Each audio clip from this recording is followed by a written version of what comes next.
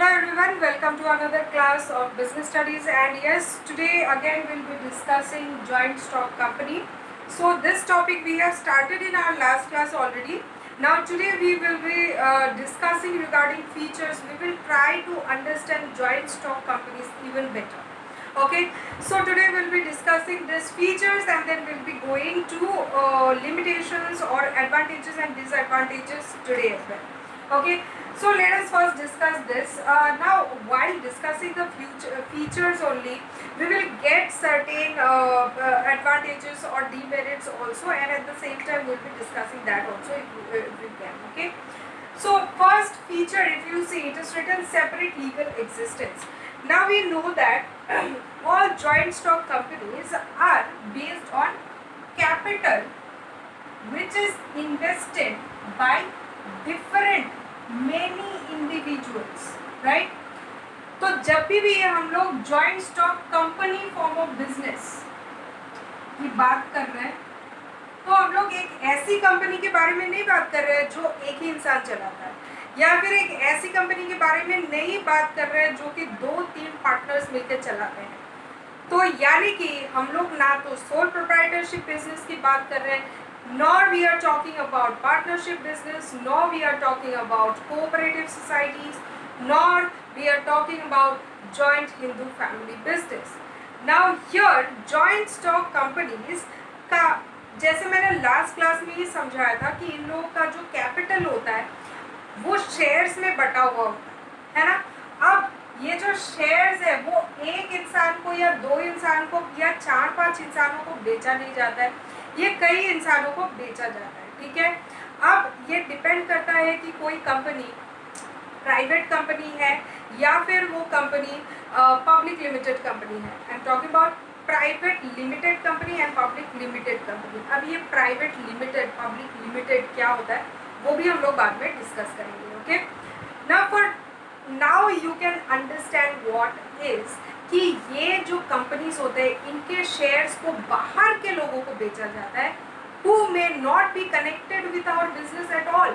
Okay, like I can purchase equity shares of any company who are listed there in the share market, which is Bombay Stock Exchange, National Stock Exchange, Guwahati Stock Exchange, और there are many other stock exchange. ठीक है, किसी भी stock exchange से मैं किसी भी company का शेयर परचेज कर सकती हूँ अगर वो पब्लिक को ऑफर किया जा रहा है. तो अगर मैं परचेज कर लेती हूँ इक्विटी शेयर्स, क्या बोला मैंने, equity shares.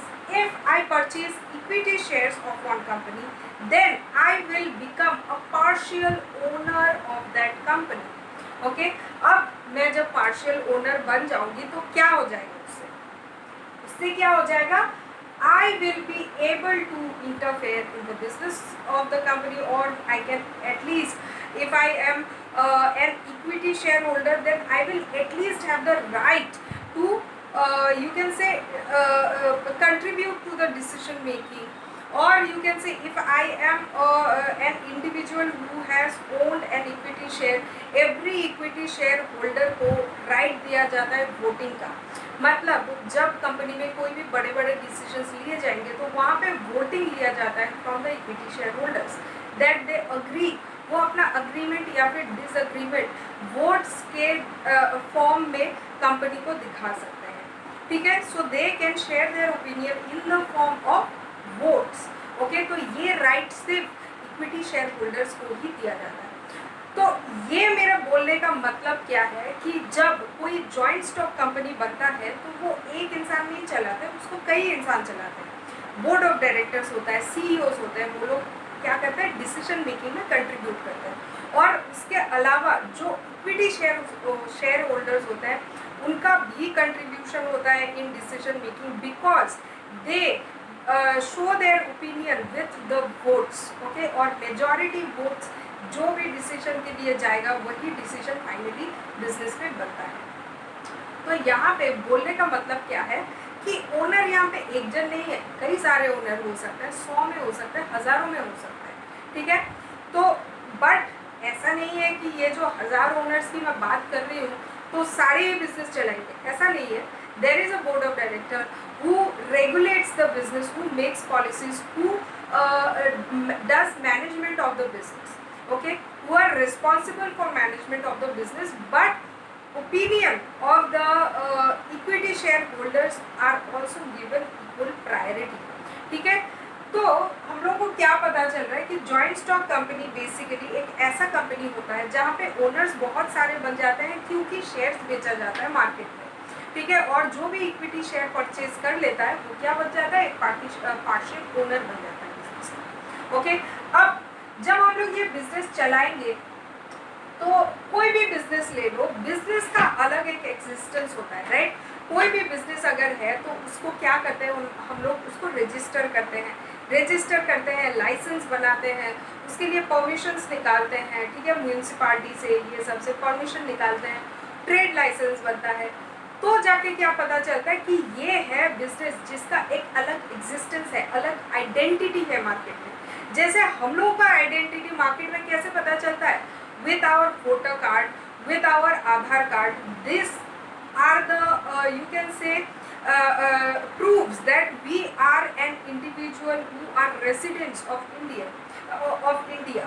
Okay, same way for any business, इसको प्रूव करने के लिए कि इसका एक अलग आइडेंटिटी होता है, उसके लिए लाइसेंसिंग, ट्रेड लाइसेंस वगैरह ये सब बनाया जाता है, ठीक है। तो ये सब क्या प्रूव करता है कि बिजनेस का एक अलग एग्जिस्टेंस है। तो ये जो ओनर्स हैं बिजनेस के, ओनर्स का एग्जिस्टेंस और बिजनेस का एग्जिस्टेंस, जो बिजनेस एंटाइटी है उसका एग्जिस्टेंस सेम नहीं होता है। बिजनेस का एक अलग नाम होगा, एक अलग आइडेंटिटी होगा, एंड ओनर जो है उनका आइडेंटिटी टोटली डिफरेंट है फ्रॉम द बिजनेस। तो बिजनेस क्या होता है, सेपरेट लीगल एग्जिस्टेंस, ठीक है। तो इसको बोलते हैं separate legal existence. Separate legal existence क्यों बोला जाता है, बिकॉज एवरी बिजनेस में कोई भी ट्रांजैक्शन होता है वो बिजनेस के नाम पे होगा, ओनर्स के नाम पे नहीं होगा। सपोज बिजनेस के लिए, मेरे बिजनेस के काम के लिए अगर मैंने कुछ फर्नीचर खरीदा, मशीनरी खरीदा, या फिर कोई कंप्यूटर खरीदा, इक्विपमेंट्स खरीद लिए, तो ये बिजनेस के नाम पे खरीदेंगे, ओनर के नाम पे नहीं खरीदेंगे, okay. So that's why it is said that a business has a separate legal existence which is separate from its owners. Okay. Then we have artificial person. अब कोई भी ऑर्गेनाइजेशन ले लो, सबको हम लोग आर्टिफिशियल पर्सन बोल के ही डिनोट करते हैं। अकाउंटेंसी में भी मैंने ये चीज़ समझाया था, ठीक है। तो क्या होता है, हर बिजनेस का एक सेपरेट लीगल एग्जिस्टेंस होता है। सेम वे हर बिजनेस को, बिजनेस ऑर्गेनाइजेशन, बैंक्स को, फाइनेंशियल इंस्टीट्यूशंस को, एनजीओज को, कोई भी ऐसे ऑर्गेनाइजेशन जिसका हम लोगों के जैसे physical, they are not human beings, right, they cannot breathe, they cannot walk like us, they are just a structure which are made by the human beings. तो वो सारे स्ट्रक्चर्स, वो सारे ऑर्गेनाइजेशंस जो ह्यूमन बींग्स बनाते हैं for some you can say business purpose और some other purpose, उनको बोला जाता है आर्टिफिशियल पर्सन। तो किसी भी बिजनेस एंटाइटी को हम लोग क्या बोल के डिनोट करते हैं, आर्टिफिशियल पर्सन। और जो ओनर्स होता है वो क्या होता है, human beings like us, individuals, okay. So because any organisation does not have a physical body like us, that's why they are called artificial person, okay. Next we have perpetual succession. तो ये जो artificial person की बात कर रहे हैं, ये basically हम लोग कंपनी को डिनोट कर रहे हैं artificial person, okay. Next we have perpetual succession. तो परपेचुअल सक्सेशन मतलब क्या है कि not dying due to some circumstances, okay. मतलब डिसल्यूट नहीं होगा बिजनेस। कैसे डिसल्यूट नहीं होगा, अगर कोई ओनर मर जाता है, ठीक है, मतलब कोई शेयर होल्डर मर जाता है, कोई शेयर होल्डर बिजनेस में कंट्रीब्यूट नहीं कर पाता है, कोई शेयर होल्डर ऐसा है जो अपने शेयर सेल कर दे रहा है और कंपनी से अपना पैसा विड्रॉ कर ले रहा है, तो इससे बिजनेस को कोई फर्क नहीं पड़ता है। बिजनेस हमेशा चालू रहेगा until and unless it becomes insolvent or a decision is made by the board of directors or the top level management that the business has to be dissoluted. तो जब तक बिजनेस डिसल्यूट नहीं होता है तब तक due to the non existence of any you can say member of the business. मतलब business से कोई मेंबर चला गया, कोई शेयर होल्डर चला गया, कोई मर गया, इससे बिजनेस को कोई फर्क नहीं पड़ता है, बिजनेस हमेशा चालू रहेगा। ठीक है, so that's why it is से परपेचुअल सक्सेशन कि business will continue irrespective of the non-existence of its any members or any of its owners or any of its shareholders. Okay, next we have registration। तो यहाँ पे registration की जब हम लोग बात कर रहे हैं तो when we talk about registration of joint stock companies, they get registered on the rules and regulations mentioned in Companies Act 2013। Companies Act 2013। So what is this Companies Act 2013? Basically joint stock companies को जो भी सारे rules and regulations follow करने हैं, ये सारा कुछ define किया जाता है इन कंपनीज एक्ट। जैसे कि बहुत सारे एक्ट्स होते हैं, जैसे मैंने पार्टनरशिप करवाया था तो तुम लोग को लिमिटेड लाइबिलिटी पार्टनरशिप एक्ट के बारे में बताया था, पार्टनरशिप एक्ट के बारे में बताया था, हिंदू सक्सेशन एक्ट के बारे में बताया था। ठीक है, तो ऐसे ही कंपनीज एक्ट होता है to regulate the rules and regulations which are made that has to be followed by joint stock companies। ठीक है, तो इस एक्ट के अंदर हम लोग को रजिस्टर करना होता है और जो भी सारे रूल्स एंड रेगुलेशंस मेंशन किया जाता है in this companies act that has to be followed by this companies. Okay, next we have common seal. अब जैसे I am a human being, right?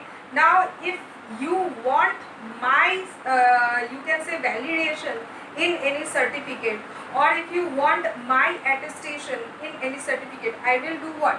I will put my signature, है ना? But company cannot do that, any artificial person cannot do that, क्योंकि उन लोगों के पास physical body नहीं है, तो वो लोग अपने हाथ से सिग्नेचर नहीं कर सकते।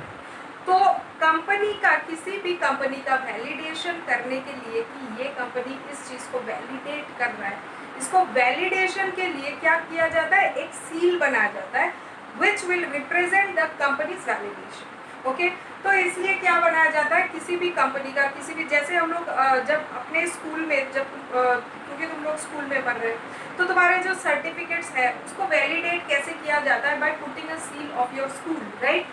Then our principal signs it, right?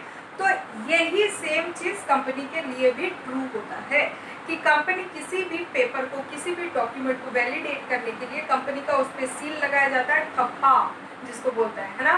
तो ठप्पा लगाया जाता है और उसके ऊपर जो वो सील लगा रहा है वो उस पर क्या करता है? साइन कर देता है। Okay, so this is what common seal means. किसी भी कंपनी का हमेशा, जॉइंट स्टॉक कंपनी का हमेशा कॉमन सील होना जरूरी है। ठीक है, जो हर चीज़ को वैलिडेट करने के लिए यूज किया जाता है। Next we have transferability of shares. अब क्या होता है, ये जो शेयर्स की मैं बात कर रही हूँ, ये क्या होता है? ट्रांसफरेबल होता है। मतलब सपोज मैंने किसी एक कंपनी, सपोज मैंने रिलायंस का शेयर्स खरीद लिया है, ठीक है? तो रिलायंस का शेयर्स मैंने खरीद लिया, सपोज मेरे पास 1 साल से वो शेयर्स पड़ा हुआ है। अब 1 साल के बाद मुझे दिख रहा है कि मुझे थोड़ा बहुत प्रॉफिट मिल रहा है और मेरे पास और इन्वेस्ट करने के लिए है नहीं, ठीक है? या फिर मुझे इन्वेस्टमेंट रखना नहीं है रिलायंस का शेयर्स में। अब तो मैं क्या करूँगी? वो शेयर्स को मैं सेल कर सकती हूँ। मैं सेल करके क्या करूँगी? अपने पैसे कंपनी से वापस ले लूँगी विथ प्रॉफिट। ठीक है, सपोज मैंने रिलायंस का जो शेयर है उसको 500 में खरीदा, ठीक है? तो 500 में खरीदा, अब सपोज मैं सेल करूँगी तो मुझे मिल रहा है 1 साल बाद 530 रुपये, तो 30 रुपये मेरा प्रॉफिट है, ठीक है? अब ये जो 30 रुपये प्रॉफिट हो रहा है, तो मैं क्या करूँगी? मुझे दिख रहा है कि प्रॉफिट है, तो मैं क्या करूँगी? अपने शेयर सेल कर दूँगी मार्केट में। So I sell and after selling I will get 530 rupees. Okay, तो मैंने ये जो सेल कर दिया, कंपनी ने मुझे कितना पे किया? 530, ठीक है? अब कंपनी का पैसा, कंपनी ने मेरे से, कंपनी ने जो पैसा लिया था वो कंपनी ने मुझे वापस कर दिया with profit. Okay, now this shares, अब ये जो शेयर कंपनी के पास वापस चला गया, मैंने पैसे लिए, मैंने कंपनी को क्या किया? शेयर वापस कर दिया, ठीक है? अब ये जो शेयर मैंने कंपनी को वापस कर दिया, कंपनी क्या कर देगा? रख देगा अपने पास? नहीं रखेगा। कंपनी क्या करेगा, किसी और को सेल कर देगा, ठीक है। दिस इज ऑल्सो पॉसिबल, और it is possible that I say actually shares का क्या होता है, हम लोग शेयर मार्केट में कंपनी से डायरेक्ट कॉन्टेक्ट में कुछ नहीं होता है, ठीक है। We sell it through the share market. तो शेयर मार्केट में मैंने सेल किया, सेल करने के बाद वो ऑटोमेटिकली क्या हो जाएगा, किसी और को सेल होने के लिए ऑफर हो जाएगा, ठीक है। तो कोई और उस पर शेयर को क्या करेगा, परचेज कर लेगा।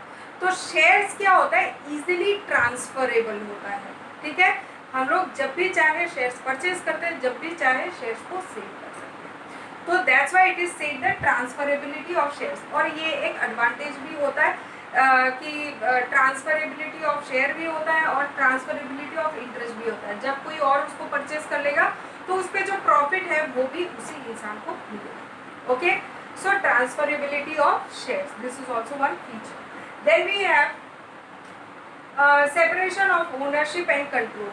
तो ओनरशिप एंड कंट्रोल दो अलग चीज होता है in case of joint stock company. जैसे कि मैंने बताया कि जॉइंट स्टॉक कंपनी क्या होता है, कंपनी में क्या होता है, जो लोग पैसा इन्वेस्ट करते हैं थ्रू इक्विटीज, उन लोगों को क्या बोला जाता है, ओनर्स, ठीक है। अभी ओनर्स क्योंकि हजारों में हो सकता है, लेकिन सारे लोग तो मैनेज नहीं करेंगे बिजनेस को, राइट। तो यहाँ पे क्या होता है, मैनेजमेंट अलग होता है और ओनर्स यहाँ पे अलग होता है, ठीक है। अब क्या होता है, जो business, sorry I got distracted, okay. So ये जो बिजनेस में इन्वेस्टमेंट होता है ये तो ओनर्स कर लेते हैं, मतलब जो इक्विटी शेयर में इन्वेस्ट कर रहे हैं वो कर रहे हैं, या फिर इन्वेस्टमेंट जो है वो बाहर का लोन्स वगैरह ये सब से हो जाता है, ठीक है। तो जो लोग इक्विटी परचेज कर रहे हैं वो क्या कर रहे हैं, ओनर्स बन जा रहे हैं, तो उनको क्या मिल रहा है, ओनरशिप मिल रहा है, ओके। अब जो बिजनेस मैनेज करेंगे वो अलग होते हैं। अब ये जो लोग मैनेज करेंगे बिजनेस को, उनका होता है बिजनेस पे कंट्रोल, ठीक है। अब कौन मैनेज करेगा बिजनेस को, मतलब बोर्ड ऑफ डायरेक्टर्स कौन कौन बनेगा, यहाँ पे सीईओ कौन बनेगा कंपनी का, ठीक है, यानी कि कंपनी को क्या बोलते हैं, ऑपरेट कौन करेगा। तो ये सब के लिए क्या होता है, वो वोटिंग वगैरह होता है, ठीक है। तो इनको सिलेक्ट कौन करते हैं, ये जो जिन लोगों ने पैसे इन्वेस्ट किए हैं बिजनेस में वो लोग सिलेक्ट करते हैं, ठीक है। तो मेजर शेयर होल्डिंग जिनके पास होता है, ऐसा तो नहीं है कि सपोज मेरी कंपनी से 10,000 शेयर्स बिक रहे हैं तो 10,000 लोग ही परचेज करेंगे, ऐसा नहीं होता, ठीक है। कोई 50 खरीदेगा, कोई 100 शेयर्स खरीद लेगा, कोई 1000 शेयर्स खरीद लेगा, ठीक है।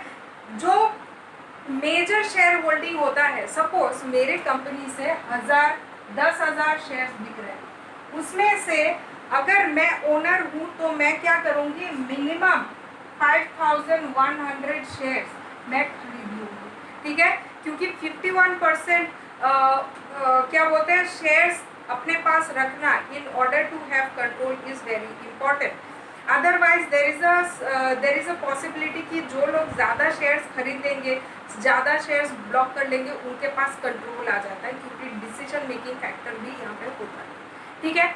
तो इसलिए क्या होता है, जो कंट्रोल में रखना चाहता है कंपनी को, वो लोग क्या करेंगे, मैक्सिमम शेयर होल्डिंग अपने पास रखेंगे। अब उन लोगों के क्या राइट मिलता है, जो लोग कंपनी को मैनेज करेंगे उनको सिलेक्ट करने का राइट होता है। तो ओनरशिप अलग चीज़ है और जो कंट्रोल कर रहे हैं बिजनेस को वो अलग चीज़ होता है इन केस ऑफ कंपनीज, क्योंकि कंट्रोल मैनेजमेंट ये ज़्यादातर बोर्ड ऑफ डायरेक्टर्स के ऊपर होता है और जो लोग बिजनेस को मैनेज कर रहे हैं उनके ऊपर होता है, ठीक है। Next we have limited liability. Limited liability मतलब क्या है कि कंपनी में लायबिलिटी किसी का कितना होता है। सपोज मैंने ये बताया कि मैंने रिलायंस का 500 रुपये का शेयर खरीदा, एक शेयर खरीदा, ठीक है। अब सपोज रिलायंस डूब रहा है, इंसॉल्वेंट हो रहा है, रिलायंस का कोई प्रॉफिट ही नहीं है, रिलायंस बंद हो जाएगा कंपनी। इन दैट केस क्या होगा, मेरा कितना लॉस हो सकता है, मैक्सिमम जितना मैंने इन्वेस्ट किया उतना ही लॉस हो सकता है ना। तो इसीलिए क्या बोला जाता है कि जॉइंट स्टॉक कंपनी में जो इन्वेस्टर्स होते हैं उनके लायबिलिटी क्या होता है, लिमिटेड होता है। जितना उन लोगों ने इन्वेस्ट किया मैक्सिमम उनको उतना ही लॉस हो सकता है, उससे ज़्यादा लॉस नहीं हो सकता, okay. So that's why it is said liability अपना क्या होता है, limited Okay, so these are the features of joint stock companies. Next we will be discussing our merits. First we will be discussing our merits or advantages. Let me just check the time.